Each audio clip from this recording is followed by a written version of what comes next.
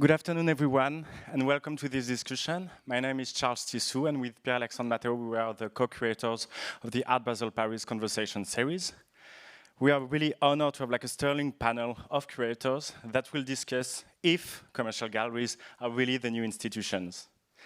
It will be moderated by Jeni Fulton, head of editorial at Art Basel. I will leave her the privilege of introducing the other panelists. Just a few words. The conversation will be held in English, and we would be really thankful if you could switch off your phones. Last but not least, there won't be any question at the end. Thank you very much for your understanding. I will now leave the floor to you, Jeni. Thank you very much.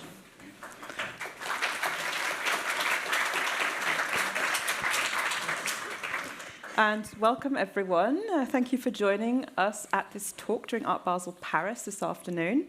I'm extremely honored to be joined on stage by Sylvie Patry, the artistic director at Mennour Paris.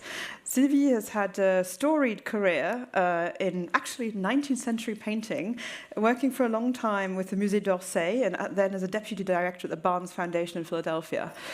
She's curated various internationally acclaimed exhibitions on Impressionism and has worked with major living artists as well. And we will be hearing how she made that very intriguing shift from being so immersed in the 19th century into coming into contemporary art.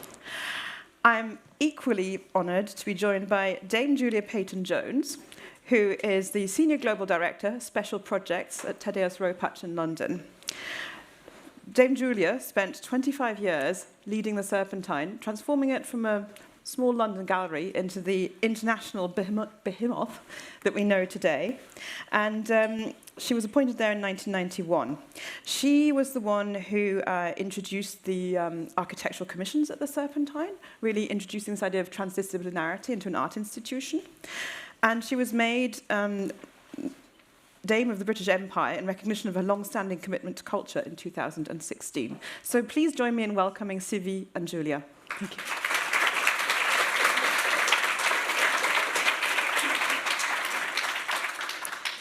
To give a bit of context to this talk, I want to explain some of the parameters. The gap between large commercial galleries and institutions keeps narrowing, or so it seems. And by institutions, I think we're talking about museums, we are talking about the Kunsthalle, we are talking about not profit-oriented venues for exhibiting art. In 2013, House of Vert made waves when they brought on Paul Schimmel, the chief curator of the Museum of Contemporary Art in Los Angeles, who departed the gallery in 2017. And I do remember the press, sort of 10 years ago. It was this feeling that private galleries were poaching from the museum. You know, how dare they take on this role of expanding artistic reputations and meddling with the curatorial specialities of diving into this world that hitherto had been really part of what museums and institutions did for art. And then it became increasingly common. In 2015, Gagosian hired not one, but two previous MoMA curators, John Elderfield, the former chief curator of painting and sculpture, and Peter Galassi, the former chief photography curator. In 2017, Julia joined Thaddaeus Ropac. In 2019, Marianne Goodman brought on Philip Kaiser as executive director.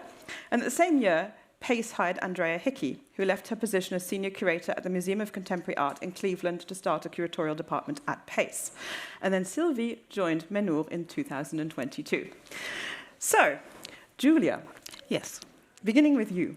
During your 25-year tenure at the Serpentine, you transformed it into a contemporary art space of international renown, working for the first time with architects to create the annual Serpentine Pavilion. How does your long experience in transforming an institution translate to the work that you now do at Ropac? Well, firstly, thank you very much for inviting me. Thank you also for conducting this conversation in English. When I was thinking about this panel and about the similarities as well as the differences between commercial and not-for-profit, the thing that I kept on coming back to is that it's all about artists. It's firstly about artists and their work. So whether that work is exhibited in a museum, a not-for-profit space, a project space, or whether it's delivered and exhibited in a commercial gallery, the importance of the contribution of the artist is absolutely at the centre of it. And of course, that's what I spent all my time doing at the Serpentine, either with artists or architects and also designers. So for me, that transition was a different context where I work now, but the principle was absolutely the same. And so for me, it's. And then I think one more thing that I'd like to say is that I've always thought about the art world as a virtuous circle.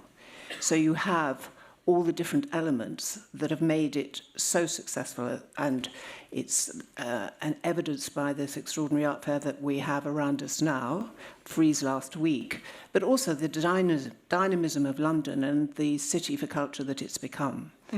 And that is really about all these different contributions that make it such a vibrant and important part of the world we live in today. That's very interesting, putting the artist at the centre, because I mean that's why we are all here in the end. Exactly. But just one more thing quickly is to say it's so easy to forget that. Sylvie, you spent many years at Musée d'Orsay and the Barnes Foundation. Your specialisation is painting in the second half of the 19th century, in particularly Impressionism and Post-Impressionism, whereas Mennour's programme focuses on contemporary art.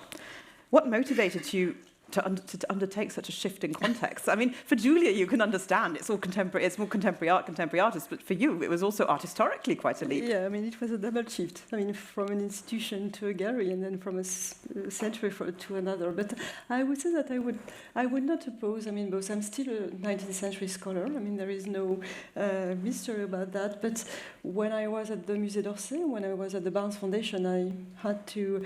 I worked with living artists, and one of the major direction of the programming we put in place at the Barnes and also at the Orsay was really to open up the doors of the museum to living artists. So I would say that I'm still, truthful to 19th century. My heart still belongs to the 19th century, but I used to work with contemporary artists as well. So as Julia said, I would say that whether dead or alive, I mean, or living artists, I mean, they are always artists. So it's always about how you think, how you show, how you display art. But specifically, and also thinking about the Mennour Foundation that you helped bring into life, how does your, I would guess, history as a scholar, as an academic, translate into your work as the gallery? I mean, it's a complex question. I mean, I think that the main translation, I mean, the way it translates is through the creation of the Mennour Institute at the gallery. My role in the gallery as artistic director is really a non-profit role, I would say. Even I know that it helps, the business in a way, and it's also done in that purpose in mind. I mean.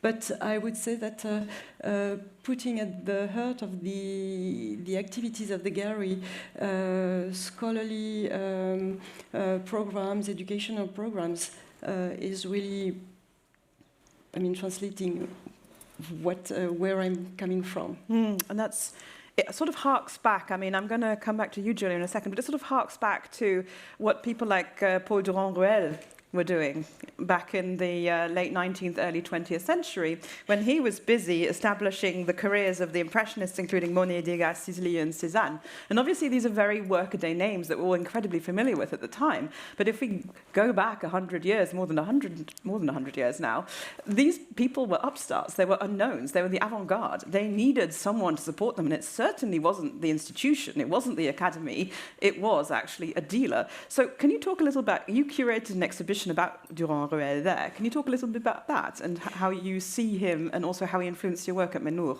Yeah, I mean it's a good question, but I mean to focus on Paul Durand-Ruel because it has been a subject of study for me, and I've worked a lot on Durand-Ruel and on the Impressionists, and now I mean I think of Durand-Ruel in a more, active way. And by the way, I mean, this is the time when I met Kamel Mennour for the first time. It was at the occasion of the show because I was working on, archival material and art history, and I wanted to know what a character such as Paul Durand-Ruel, what he means today. So we asked questions to many dealers, and Kamel was really enthusiastic about Paul Durand-Ruel. He said, I read his memories. I mean, for me, it's an example. So now, on a very modest, role, I think that what is inspiring when you think at Durand-Ruel is, of course, he spotted the right artist before the others. So he had a wonderful eye, but he has also a very open-minded approach to the market. And I think he was among the very first to understand that the market is not only about, selling and clients and business, but if you want to do good business, you have to, enlarge the scope and to publish magazines, to support artists, to discuss with museums. And he had a very interesting sentence. I mean, he wrote in a letter that museum goers were the clients of tomorrow for the gallery. So he had, a very clear idea of this dynamic between institutions and gallery. That's a very interesting point, which actually brings me over to you, Julia, again. I mean, traditionally, when we were speaking earlier in one of our preparatory calls for this conversation, you said to me, traditionally the role of the museum was to create an audience for the artist, thereby building profiles and careers. And it was not the role of the gallery, as the gallery understood itself sort of in the 50s, 60s, 70s, and 80s. How has this shifted over the last 25 years or so? How are galleries actively involved in managing the careers of the artists that they represent? Well, I mean, it gets back a little bit to what I said to begin with, which is if you have the artist, which we all do, doesn't matter the context in which their work is shown, if the artist is at the centre, then to inform and educate the public, which is the role of the museum, or to inform and educate the public, which is the role of the commercial gallery, it's the same kind of commitment and passion and work. So that's why commercial galleries now spend so much time contextualizing what they do, getting wonderful curators and writers to talk about what they do. And in that sense, as you described at the beginning, there's no difference between one of the great curators known at the time to work for Gagosian or to work for a museum. They're still writing about art, they're still passionate about art, and they're still incredibly knowledgeable about their subject. And so I come from a generation whereby the art world in London was a very, very small place and was resolutely not international, whereas now, of course, it's changed hugely. But the principle is still the same, which is about it looking and learning and understanding, and you can gain from walking around a fair like this a huge amount of knowledge, just as you can by looking at one of the wonderful exhibitions that are on in Paris at the moment, or that are on in London, for example. I mean, I think it's very interesting. We are in this fortuitous position also that Pompidou, for example, coincided some of their openings with this particular week. I mean, it's all about creating this cultural moment of interchange. And you will also see parallels between the artists on view at the fair and then the artists who are being exhibited right now in the institutions across Paris. So I think it is about creating this idea of momentum, creating this idea of audience, but also creating this idea of exchange.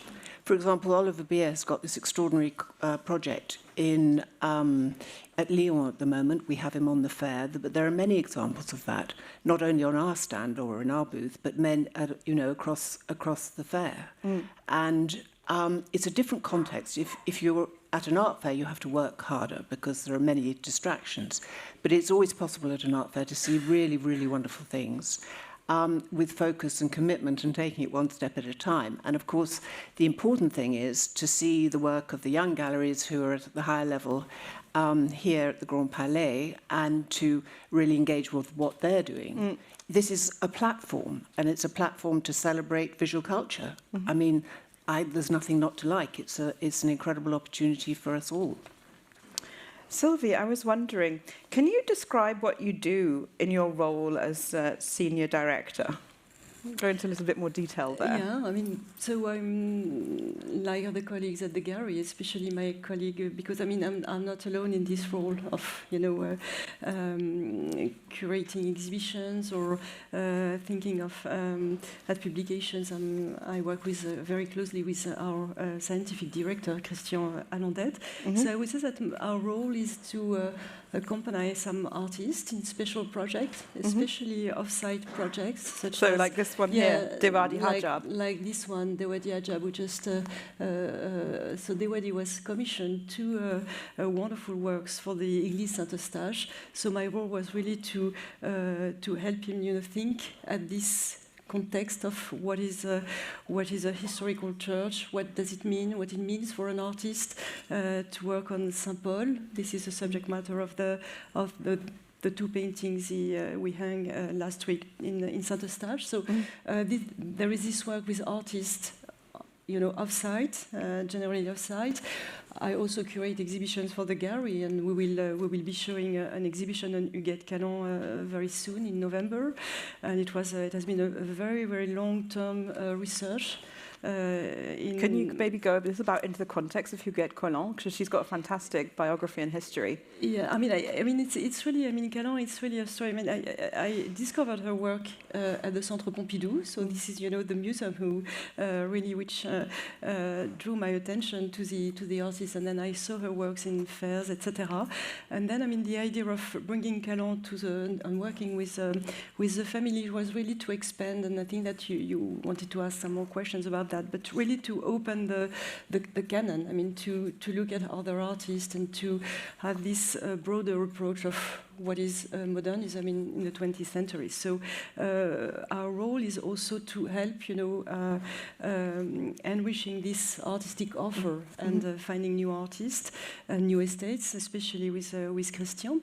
And I'm also in charge of the Mennour Institute, so we developed educational programs and scholarly programs. So it's you finance PhDs. Yeah. Absolutely. Which is, I just want to repeat that, because I think it is worth repeating. You as a private institution, as a gallery, are financing scholarly research into different kinds of PhD research as well. You are supporting research, for example, into Durand-Ruel and the role of the gallerist in the 19th century, into the history of the art market, which I also think is fascinating. So what drives this impetus? I think it's our role, because as you know, commercial galleries, when you write entries, when you write catalogs at the gallery, you rely on what art historians publish, and as you know, the research in art history is poorly funded. So I thought that it was, a way of, we need to give back in a way and to help these students. So, but what we wanted to do is really to stick to museum and to institutional standards. So we have a jury. We have invited very respected scholars to choose which PhD we are going to support, and it's completely independent from our program. So it doesn't have to address, an artist or a movement which is represented by the gallery. So it's completely, it's Christian, me, and our colleagues from university, and we choose in perfect freedom. So I wanted, for me, it's really important to have the same standards when you found, something. So this is the idea of this program. It's incredibly impressive, and what it speaks to is that the opportunities, with blurring boundaries, it means that really anything is possible. This is an image of a show I did when I first arrived at the gallery at Thaddaeus Ropac, and Thaddaeus asked me whether it would be possible to do a Medard Rosso show in a very short period of time, and I worked with the brilliant curator Sharon Hecker, who's a world-renowned expert, and it was one of the most exciting projects that I could work on, because it happened at great speed, which I like. I like working quickly but thoroughly. It gives you a sort of impetus to really go as fast as you can, but also come up with something that would really embrace what the gallery stands for. This is the London Gallery, but also honour Medard Rosso, who's such an important artist, and one could say perhaps not as well known as he might be. I mean, he lived between 1858 and 1928, just to give a Just little for bit of clarity, historical ladies and context. gentlemen. You made here. a shift of the 19th century. Yes. 19th century, so again, there's Yes. a parallel there. But you know, when you think of Moderator Rosso and Hans Gustafsson, who's got this wonderful exhibition at the Musée d'Art Moderne de la Ville de Paris, you know, there's this wonderful line that goes through artists and their work that is somehow, you know, it's so interesting to connect the dots. So this was something, when Tony Cragg walked into this installation, he's a huge fan of Moderator Rosso, he went, wow, where did you get all this work from? And in terms of scholarship, it was fascinating, because I'm not a scholar of Moderator Rosso. I'm a curator and have long experience of presenting shows, but it was how to work with these beautiful objects, firstly borrow them, which was very important, then display them. So we devised this concept of as well as loaning works from the Moderator Rosso Foundation in Italy, also borrowing these little tables on which they were installed in the foundation so that we didn't have these funny white plinths everywhere. Commercially, as I was in my new home, a gallery which sells works of art, so they are not just on loan to a museum for a short time, they go into people's homes, and what an incredible concept that is. And then one of these works was acquired by the Museum of Modern Art in New York. So I felt like, yay, You changed the catalogue. And it was incredibly exciting. And you know, I think what's so interesting, I work with Alvaro Barrington, who is present at the fair and has an incredible commission by Tate Britain in London. You know, artists look to the past to be informed and educated and to fulfill their passions, to see how they can move forward with their work. So, yes, this is an early example of Alvaro's work. And so, you know, I'm talking to Alvaro about Moderator Rosso, and I'm also talking to him about, I don't know, any of his contemporaries. It's incredibly engaging. That brings us to a show that curated together with Alvaro, which is also an interesting idea, you know, co-curating a show with an artist. And it had this amazing title, Artists I Steal From. And it was 49 artists, ranging from Etel Adnan to Willem de Kooning to Issy Wood, who's a very contemporary painting position. Can you talk about the history of that show, how that came into being, and how the dialogue with Alvaro worked? Well, as I said, Alvaro is fascinated by art of all periods, including art of history. And so in our conversations, we worked together on a show that he had at Thaddaeus Ropac, and then began to discuss what we might do next. And one of the things that I think is absolutely fascinating is to look through art, to look at art through the eyes of an artist, because an artist brings a different perspective to art, and unexpected things result. It certainly informs my own thinking, but I think it informs all our thinking. So we decided to have this very straightforward title of Artists I Steal From, and they did need to be artists that he stole from. And I brought the catalogue has... Sorry, what does steal mean in this context? Steal means that he would take their ideas, the way, any aspect of a work of art that they'd made, to adapt it to his own practice. And all artists steal. All of them. There is no artist on this planet, both now or in history, that hasn't stolen ideas or some aspect of another artist's work. It's about evolution, really, about evolving their own work through learning from the past and learning from the from now. But I think it's so amazing that Alvaro has the intelligence to make this into an exhibition, because mostly when you try and talk to young artists about who their forebears are conceptually or aesthetically, they tend to clam up. Oh, these are all my own ideas. It's not possible. It just isn't. And I don't know whether you've included in here, and I would understand if you haven't, that I included a slide which was, yes, this is Alvaro's library. And the plan was that anybody who came to see the show could pick up his books and look through them that would further inform what he was thinking about, the books that he was buying. It's a kind of, it's fascinating. I mean, we're all here because we love art in some form or another. And we all learn from artists directly or indirectly. And what was so extraordinary, not one book went missing. But one of the things that no one stole from Alvaro. I brought this book because Alvaro had a homework assignment every day, because I said, okay, if you're going to steal from other artists, you also need to tell us why you've stolen, what was so interesting about them. And it turned out, as one of the great gifts of this show, was that he is an incredibly good writer. And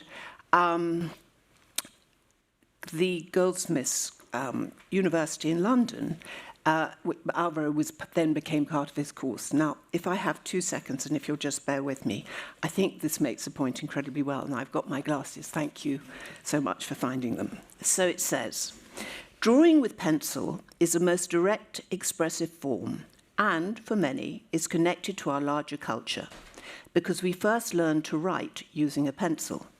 Cy Twombly does many things with a pencil, but I'm most inspired by the space he provides for action. Most of the surface serves as a space for the act of drawing, movements he easily shifts into when painting. In a way, he equates the paintbrush and the pencil, limiting that false hierarchy between mediums. He always knows the exact distance to leave between one set of marks and another, which requires incredible restraint.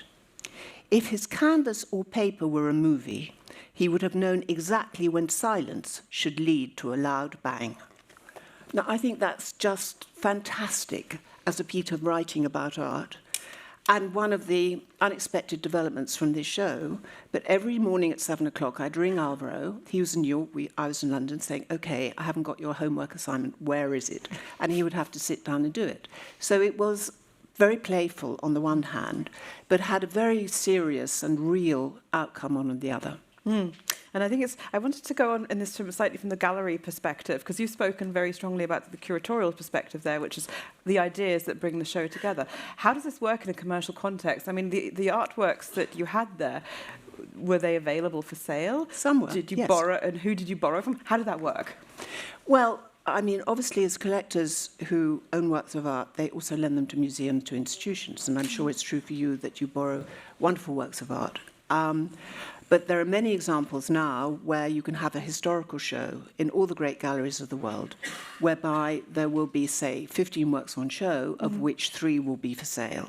And by the context of creating an important exhibition with very serious writing about that show, with only 3 works of art for sale, means that those 3 works of art, which are sold, then pay for not only that show, but make a very major contribution towards the economy of the gallery.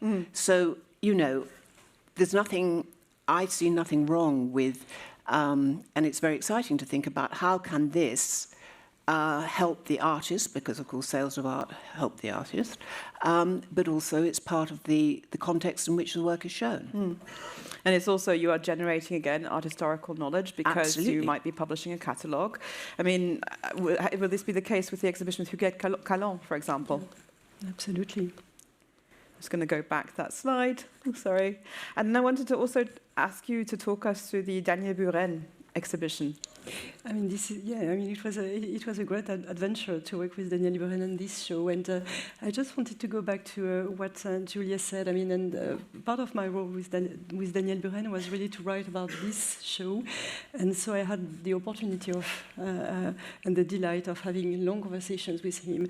And I think that given my background, I mean, I was the very first one to ask him whether he conceives his art as series, such as, I mean, and the example of Monet, or to bring historical, notions to enlighten his work and to explain his work and to reframe his work in a larger historical perspective. So it was a very interesting dialogue. I mean, it was very new, very contemporary, but it allows us to really enlarge, the chronological scope of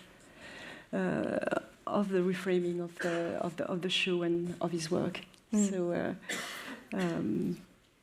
it was an interesting adventure.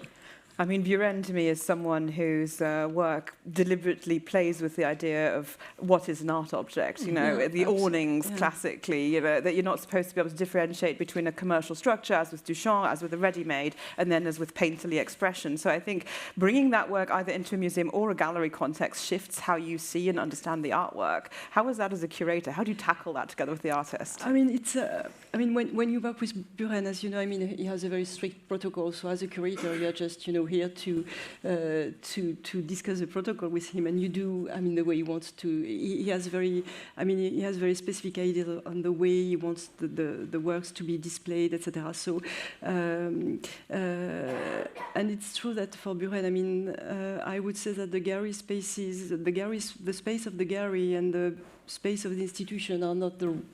I mean, are not the one he likes the best. I mean, he would rather have the works, you know, in the Outside, street, yeah. outside, etc. I mean, he was like a street artist avant la lettre. It's a kind of combination between, you know, the space of the gallery and the fact that he wants really the works to interact with a context, an architectural context. I'm going to open this question to both of you. It's quite a wide question. What can the gallery learn from the museum and vice versa? Ooh. Well, Who wants to start? I mean, shall I give it a go? Yeah.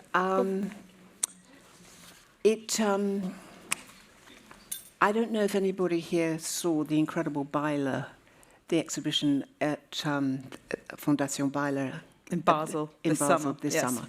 Maybe explain it. Yes, well, it was incredibly radical. I absolutely loved it. It caused quite a bit of a discussion, which was when you went into the museum, you saw art handlers take priceless objects from the walls on just an A-frame ladder, put it on a little trolley, and then wheel it off. So there were two elements to the show that I think were very important. One was the way they rehung the collection in a very, very surprising way. And the other was how they treated objects that are normally considered untouchable in the museum.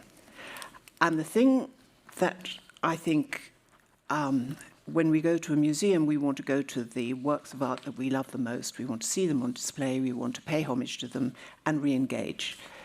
But also the commercial gallery, indeed the Kunsthalle, can be much quicker about how they present the work and also create that energy whereby people are coming, they're looking at art, they're relating it to what they've seen before, what they saw last year, and is very much part of the world in which we live. The world in which we live is super fast in all sorts of different ways in terms of digital and just the speed of images coming at us. So I think that is really an important element that the museums have to grapple with. We all have to grapple with it, but I think for the museums. And I think that the commercial world is, I don't know if you found that, Sylvie, but it is in general quicker than the museums and more open. I mean, you told me you put the Medado Rosso exhibition together in 3 months. Yes, but I did that also when I was at the Serpentine on regular no, but it did happen from time to time. Most people in the not-for-profit sector think that's extremely tight, and they would be right. But then, you know, that's partly I feel okay about that kind of speed because pushing things into a short time scale doesn't mean they have to be done worse, but they have to be shoehorned in, and you that sort of speed and level of energy is, I find, incredibly exciting. The pavilion was only 6 months, and that's quite tight.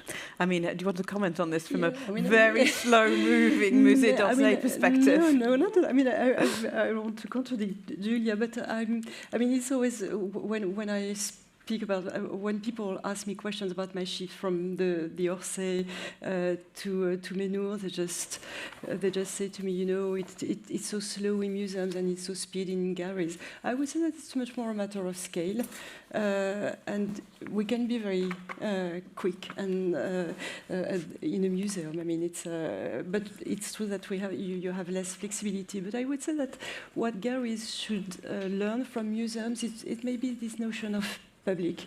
I think that what we see now is that the business aspect of the galleries are really focused on fairs, digital viewing rooms. And my feeling is that the space of the gallery, and especially, I mean, the exhibitions we curate, are less and less spaces for, you know, commercial. I mean, sometimes you sell, of course, and heureusement. But so I think that galleries should learn from museums that you speak to an audience, to public. And maybe what museums should learn from galleries is how to have this very tailored relationship with some clients, translated into the museum context, into very specialized publics. So, I mean, really a kind of meeting point between museums and gallery around this notion of public and how you address. I mean, you speak to an audience versus only customers or clients. Thank you. I mean, one thing that occurred to me that I wanted to say is that Thaddaeus Ropac has 2 galleries in Paris, one in the Marais and the other in Fulton, and forgive my pronunciation. And at the moment, it has a show called Expanded Horizons, American Art of the 70s, with 21 artists. Many of the works, I mean, it's a museum show by any standards. Fulton, if you haven't been there, is bigger than the Serpentine Gallery, which is the institution I used to run. I mean, honestly, it could be a museum show, which is a little bit the point you were making earlier. So there is that kind of, there is an ebb and flow there, which I think is entirely healthy, entirely positive. Because if you want to look at art, as a viewer, whether you look at it in the context of a commercial gallery or whether you look at it in the context of a museum, given the fact that commercial galleries are really now, as you have your wonderful institute, which is incredibly impressive, you know, writers are being commissioned, you know, really serious scholarship is being produced, then I see it as an entirely good thing that the boundaries in some cases should blur. I mean, I think this is a phenomenon that we've seen in the art world over the past 20 years or so, as the market has grown, as audiences have grown, also as geographies have expanded, that the classic roles of the institution, of the curator, of the critic, of the writer, of the gallery, of the audience and the collector have changed enormously, also by the incursion of things like social media, which make processes much faster and much more accessible by everyone. This idea of accessibility. You don't need to be in an art hub, you need to have this very specific environment, but also because it's become acceptable. I mean, we spoke a little bit about the differences between London and Paris in terms of cultural acceptance of these shifts and roles. And Julie, you said to me, well, in London, no one really cared. Whereas in No? Oh, okay, well, I'm going to, I mean, since this is a public situation, I feel I must moderate that statement, ladies and gentlemen. Of course they care. Of course they care. But I wanted to actually just say something before I forget, if I may. We talked about it a bit earlier. I remember being deeply, deeply, deeply shocked in the late 80s. It was 1989, when an exhibition from Anthony Dauphin, a commercial gallery at the time, he did a fantastic show. He did a range of fantastic shows called Dancers on a Plage, which was Cage, Johns and Cunningham. Cage is here. Yes, Cage is here. It's an exhibition at today's Ropac. Went to Tate Liverpool. That was so fundamentally shocking. I can see you lift your eyebrows. In 1989, there was nothing that could have been more radical. Nothing. And it had an essay by Susan Sontag in the catalogue. So, I mean, this was very, very serious. But still, honestly, I think it was one of the most radical things that any institution, public or private, could have possibly done. Whereas now I think it's looser, but maybe not so much in France.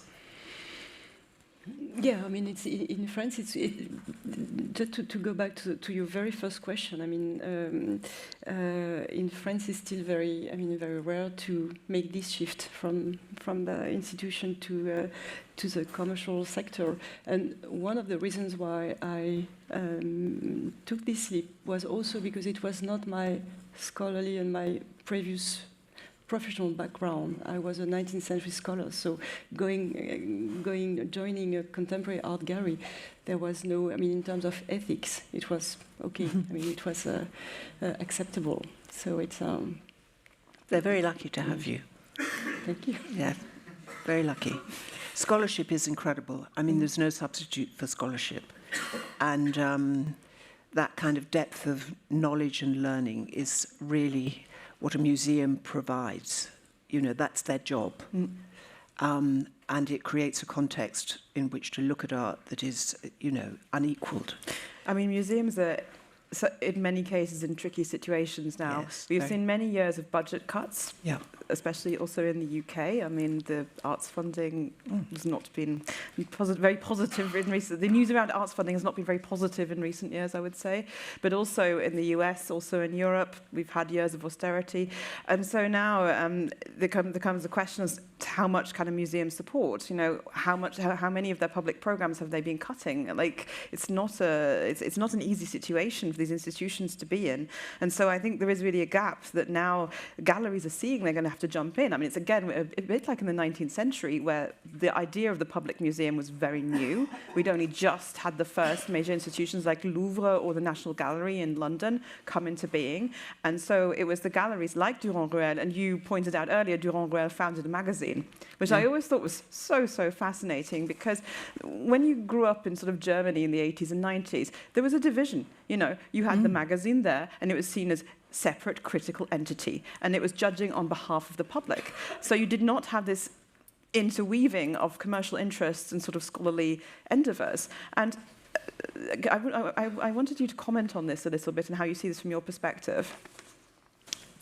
I mean, I think it's positive to have this kind of circulation between, you know, institutions and galleries, especially in this economical context when it's hard times especially for public institutions. And but I would say that it's wonderful to have exchanges, but it's also very key to have clear, a clear idea of who is doing what, and I wouldn't say separation because I don't want to look very old-fashioned, but I mean, at some point, to have a clear idea of what you stand for. I mean, there are common values, and I think that the common values are really to serve artists. And especially, and very often, galleries help artists to realize projects in a museum context, and it wouldn't be possible without the support of the gallery. It can be a Biennale participation. Yeah. Yes. I mean, production funding is very important. Even in terms of curatorship, I mean, you really work with the artist in order to make this project possible. So this is the positive way of mixing and blurring boundaries. But I think that everyone has to be aware of his role as well. I mean, so I don't know if you agree or. I mean, the role of the commercial gallery is to support the artist. It's our job is to be like a rock for them, to enable them to make their work, to support them in their career as it develops in whatever form it takes, across, in some cases, many other disciplines apart from, let's say, the visual arts, into performance, which is very usual. Alvaro Barrington, for example, who we talked about, has a whole philanthropic arm of what he does, and he's very committed to Carnival, and so on and so forth. But the boundaries, there are no-go area. When I was at the Serpentine, which nobody did, by the way, but if a commercial gallery had said, well, listen, what about showing this work, or what about doing that? I mean, it's absolutely out of the question. I mean, it's a line that cannot be crossed under any circumstances. So I think all commercial galleries really understand that. I mean, from Thaddaeus Ropac's perspective, to help with the catalogue, to help with transport, to be an enabler of the ancillary elements around an exhibition that is important for it to be realised, particularly in this economically challenging and also politically very uncertain climate that we all live in, is essential. And if it's humanly possible for the younger, smaller galleries, it may not be possible. But if it's possible for the organisation to do it, then yes. And as you say, in the UK, the funding system is very severe. I mean, galleries after COVID still continue to have a very challenging path to create, the support, the financial support in which to do their work. So yes, of course, commercial galleries can and do help, but it's a very well understood limit and respect by the commercial gallery to the institution.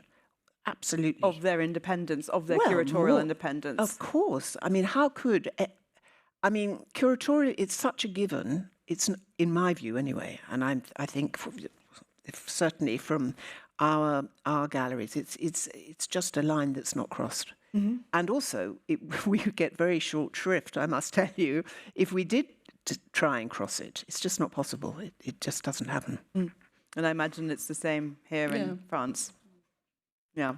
But it is true to say that there used to be a rule that as a commercial gallery, you couldn't open an exhibition of an artist's work within something like 6 weeks, 2 months of a museum show opening. And that's not the same. It's a week now, more or less. I mean, we always see a healthy translation, I would say, between, as we were saying earlier, the museum shows and the artists that are being shown here in Paris and then the works on show at the fair. I would say there is correspondence, which makes sense because, I mean, part of the role of the museum that we were alluding to earlier is really to establish the artist and to establish their career, and having a museum show also supports their pricing and supports their prices. It's enormously important because it adds to reputation. I mean, the goal, as you were saying earlier, for most gallerists is to inscribe their artists in art history, which is basically making sure that their vision and their voice never goes away.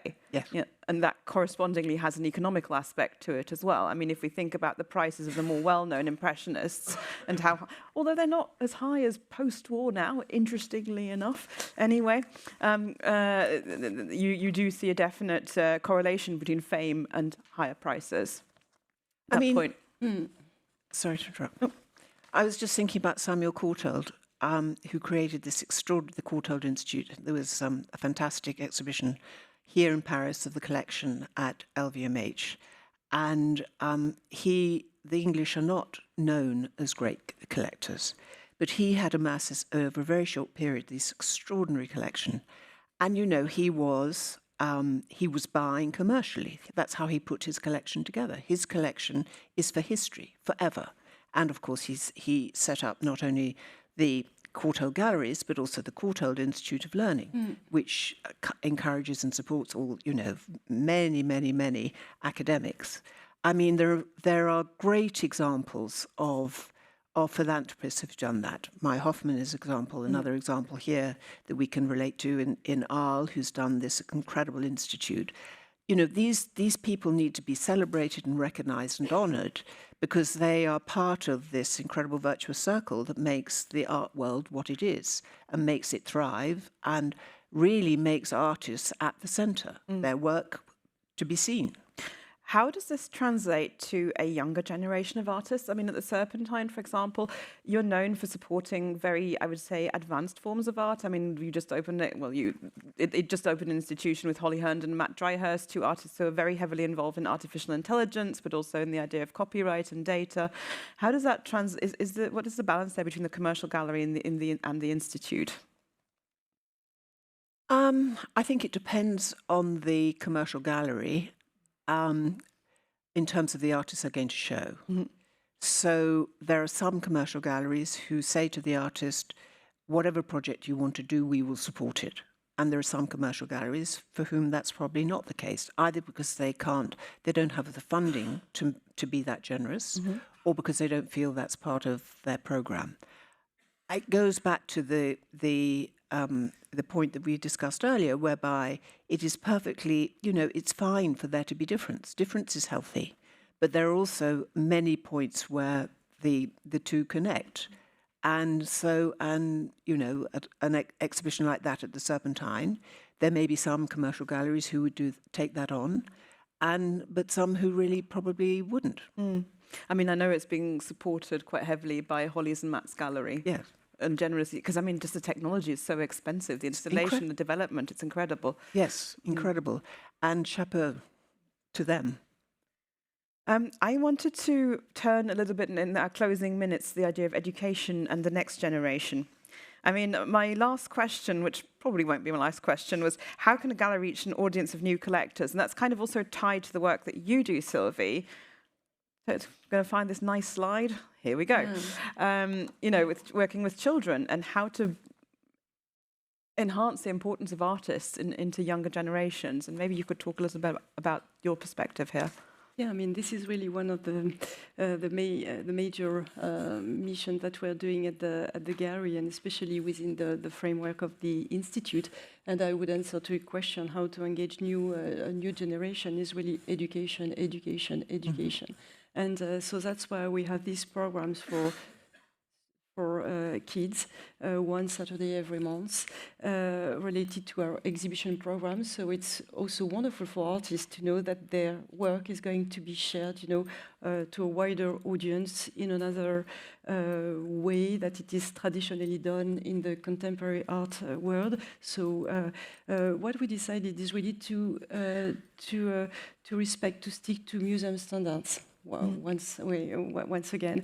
And so this is why when I initiated this program at the gallery, and it's very popular, last year we had more than 500 children who came to this program. So it's really popular. It's really it makes the gallery a very living place, and it matters a lot to me.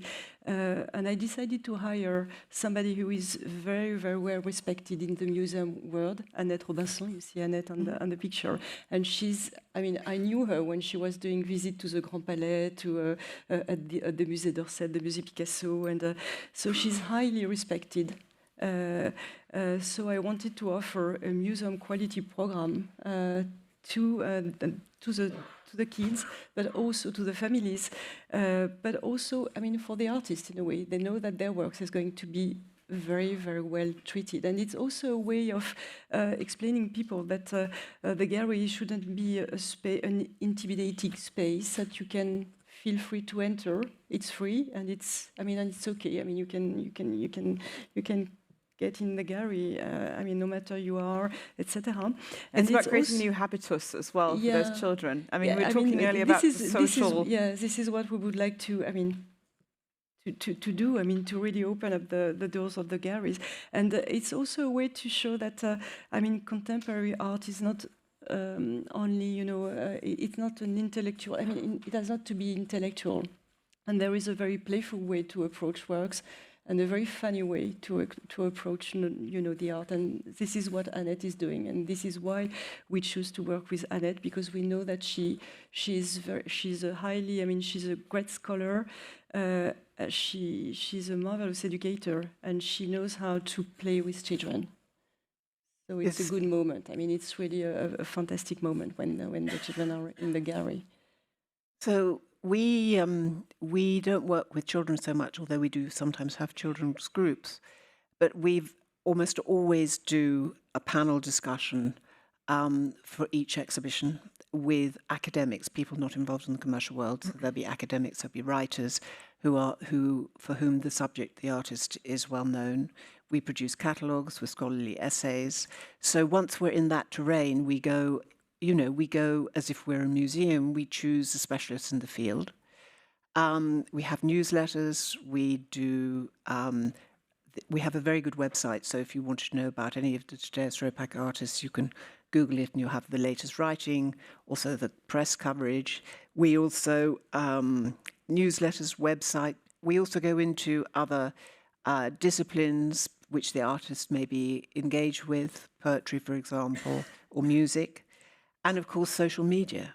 Social media is a great conveyor of information that is, it's unparalleled in what it can do. And also for an artist, most of our artists use it, and they communicate with a very wide range of people, obviously, as is possible on social media. But we also do regular posts about the shows that they're doing, and why they're important. So I think it's a multi-layered thing. And, you can pick it up at whatever point, access point, which feels right for you, dip in, dip out.